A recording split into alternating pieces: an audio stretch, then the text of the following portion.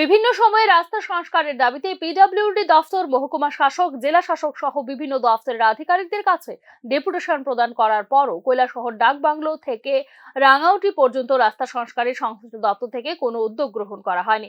রাস্তা অবরোধের সমর্থনে কৈলাসহর গৌরনগর আরডি ব্লকের ভাইস চেয়ারম্যান মোহাম্মদ বদরুজ্জামান অবরোধকারীদের সঙ্গে সামিল হয়ে একযোগে রাস্তা সংস্কারের দাবি তোলেন। প্রধানমন্ত্রী সড়ক যোজনায় কৈলাসহর পুরাতন ডাকবাংলা থেকে রাঙাউটি সিংহবিলের একটি অংশ এবং প্যাচারথলের একটি অংশ নিয়ে মোট ৮ কোটি টাকার রাস্তা নির্মাণের কাজের দায়িত্ব পূর্বতন মুখ্যমন্ত্রীর ঘনিষ্ঠ একজন ঠিকাদারকে দেওয়া হয়েছিল বলে জানান মোহাম্মদ বদরুজ্জামান। এবং মহকুমা শাসকের নলেজে আমরা নেই যে পুরাতন ডাকবাংলা থেকে রাঙ্গাউটি পর্যন্ত রাস্তা মনুষ্য চলার অনুপযুক্ত হয়ে গেছে। প্রায় প্রতিদিনই অটো চালক, গাড়ির চালক বা বাইক চালক প্রায় প্রত্যেক দিনই 2টা না 3টা করে অ্যাক্সিডেন্ট হচ্ছে এবং মানুষ হসপিটাল যেতে হচ্ছে।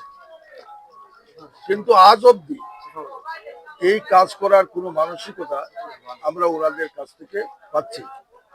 পরবর্তী সময় প্রধানমন্ত্রী সড়ক যোজনার যিনি এই এরিয়ার দায়িত্বপ্রাপ্ত সাব ডিভিশনাল অফিসার, উনি এখানে এসেছিলেন রাস্তাটা দেখার জন্য।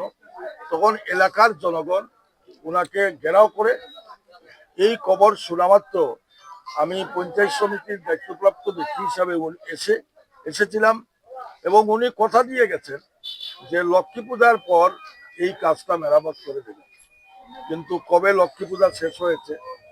এছাড়া প্রধানমন্ত্রী সড়ক যোজনা কেন্দ্রের সঙ্গে ওই ঠিকাদারের 5 বছরের ঠিকাদারি চুক্তি ছিল। রাস্তা নির্মাণের 7 মাসের মধ্যেই রাস্তার ম্যাটেলিং, পিচ সব উঠে গিয়ে মরণ ফাঁদে পরিণত হয়েছে রাস্তাগুলি। ফলে প্রতিদিনই ছোট বড় দুর্ঘটনা ঘটে চলছে। রাস্তা সংস্কারের জন্য এলাকাবাসীর তরফ থেকে দাবি জানানো সত্ত্বেও সংশ্লিষ্ট দপ্তর থেকে সংস্কারের কোনো উদ্যোগ নেওয়া হয়নি বলেই দাবি করেন গৌরনগর ভাইস চেয়ারম্যান মোহাম্মদ বদরুজ্জামান। মন্ত্রী সড়ক যোজনার এই ডিপার্টমেন্টের সঙ্গে ওনার 5 বছরের কন্ট্রাক্ট ছিল। এই 5 বছরের ভিতরে যখনই রাস্তা কোনো ক্ষতিগ্রস্ত হবে উনি সেটা মেনটেনেন্স করে দেওয়ার জন্য